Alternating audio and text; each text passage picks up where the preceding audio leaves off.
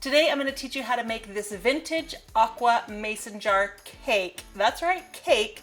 And this is filled with homemade chocolate raspberry jam that I canned myself. Now if you love cake decorating tutorials, don't forget to subscribe and let's make some awesome.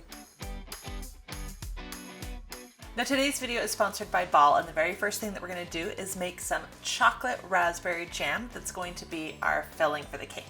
Now we're using the water bath canning method for this jam, and it is super simple to make. I went and I got this starter kit from Target, and it has everything that you need to get started.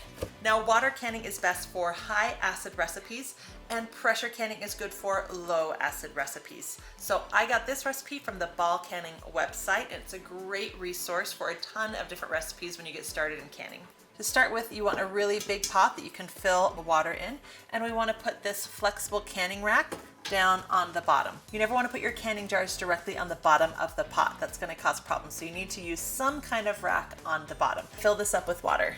Now this year is the 135th anniversary of Ball jars, and they've re-released their vintage aqua jars. Look how beautiful this 8-ounce jar is. I can't wait to use this. It's going to look so good with the jam. Start by taking the lid and the band off and washing all of your components with soapy warm water. One of the things that you always want to do before you get started is check the rim of your jars to make sure there's no cracks or imperfections, because otherwise the jars won't seal and they won't can properly. And now I'm going to carefully fill all the glass jars with water and place them on the bottom. You want to make sure that your water is at least 2 inches above the opening of all the jars. Now the reason we want to bring this to 180-degree simmer is that we want the glass jars to actually be preheated before we add the jam. Otherwise, the glass jars could break when we add the hot jam to them. Now take some cocoa and some pectin and whisk it together. Now in this recipe, we're using sugar and we're cooking it, so we're using the classic pectin. There's also an instant pectin that you can use for recipes you're not cooking, or there's also a low sugar pectin that you can use in recipes that are low in sugar or using sugar substitutes. Pour your raspberries into a flat baking dish and mash away.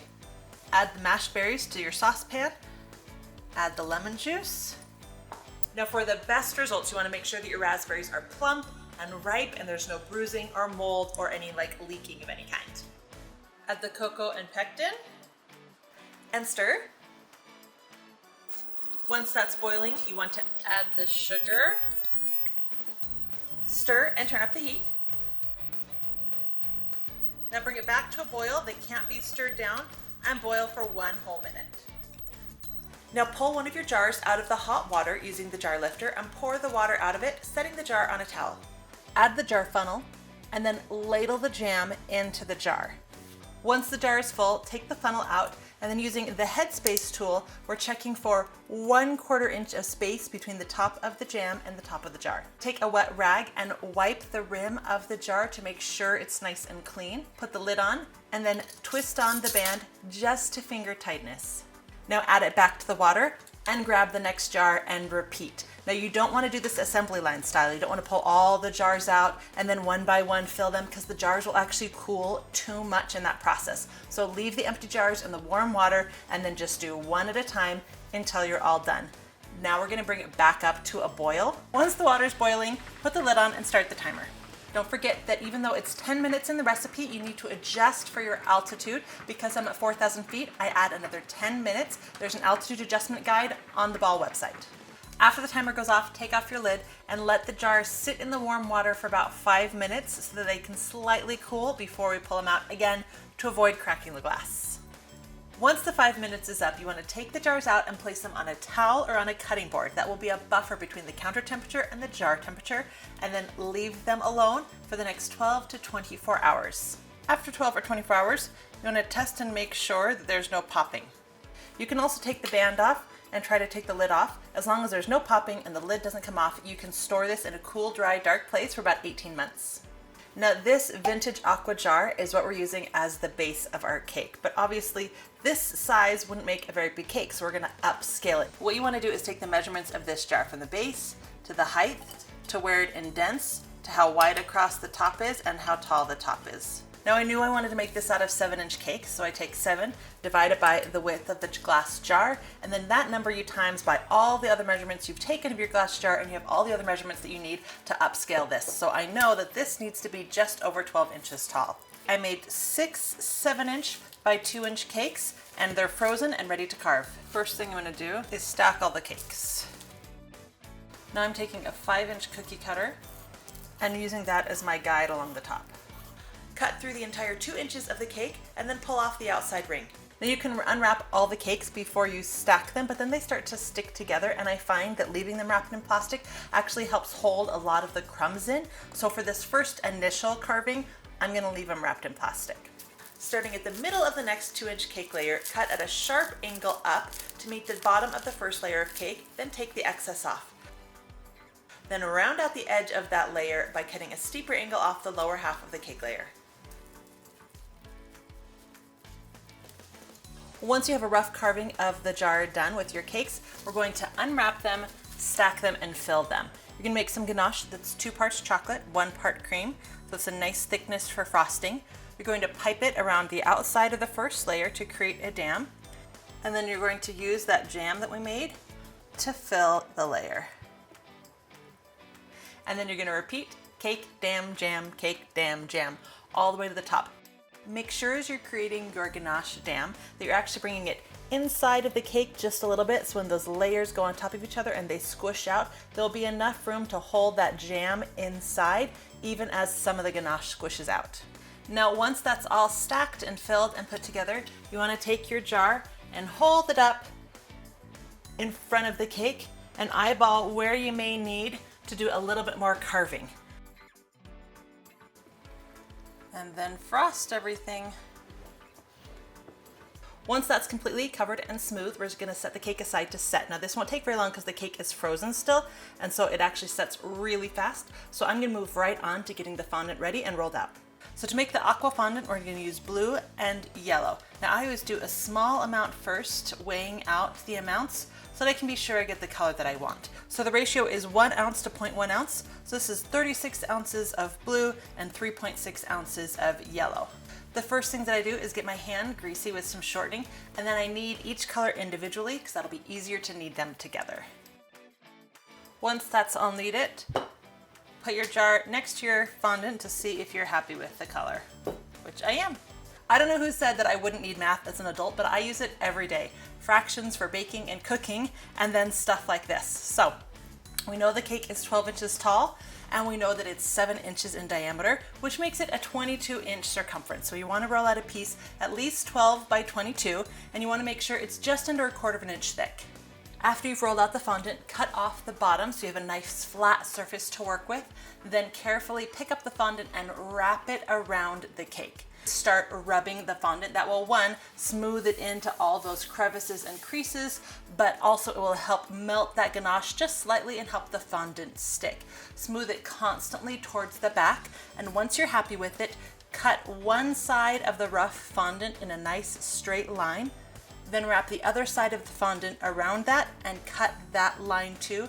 Now press the 2 rough edges of the fondant together and rub it, and you should be able to make it almost completely disappear. Hold the knife flat to the top of the ganache and just carefully cut away the fondant.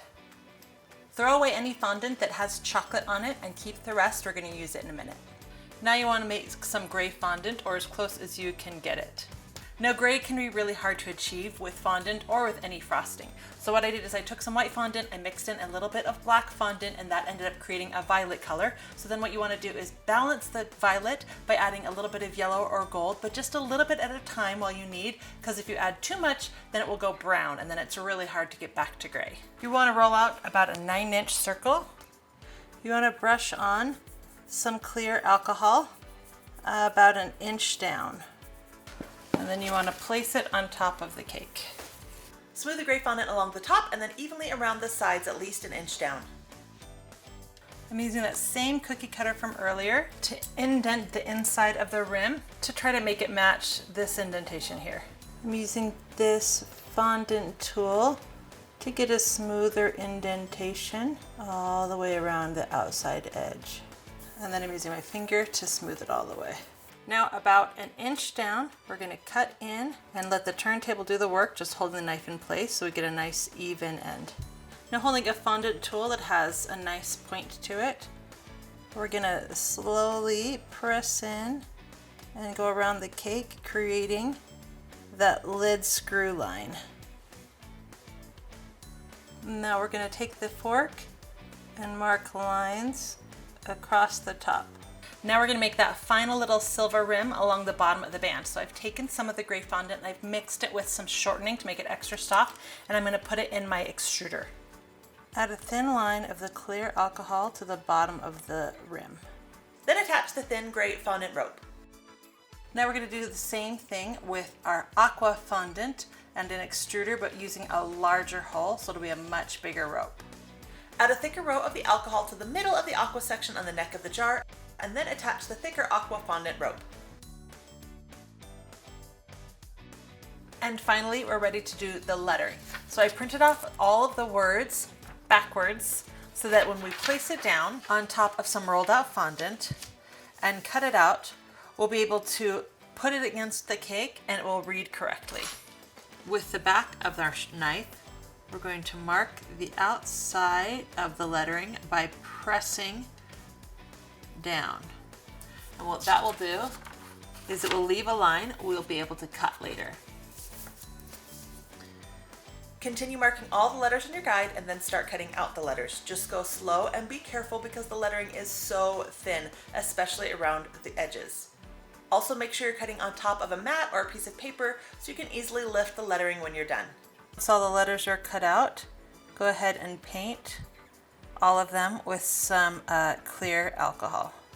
Then you want to take the fondant map that you cut your lettering on, or a sheet of paper, whatever you used, and press it up against the cake. I like using this clear mat because then I can see just where my placement is. And then peel it away. Straighten any letters that may have gotten shifted and clean up anything that's a little bit messy.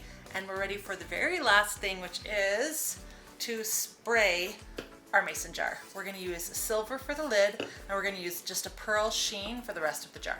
By cutting a half circle out of the piece of paper, what you can do is you can spray the lid while you're holding the piece of paper under it and turning the turntable at the same time. That way you can get all of the sides without the silver spreading onto the blue. Now, if you make your own version of this cake, I would love to see it, so don't forget to tag me on social media, Ashlee Marie Cakes, and I'll feature you in my Instagram stories. Now let's slice this open and check out that raspberry chocolate jam. Now, if you have a suggestion for another cake or recipe that you'd like to see, don't forget to leave me a message down in the comments. If you like this, go ahead and give it a thumbs up. Now I get to cut the tallest slice of cake ever and give this a try. That chocolate raspberry jam tastes amazing with this chocolate cake. I'm gonna sit down and eat this, and you can watch the next video.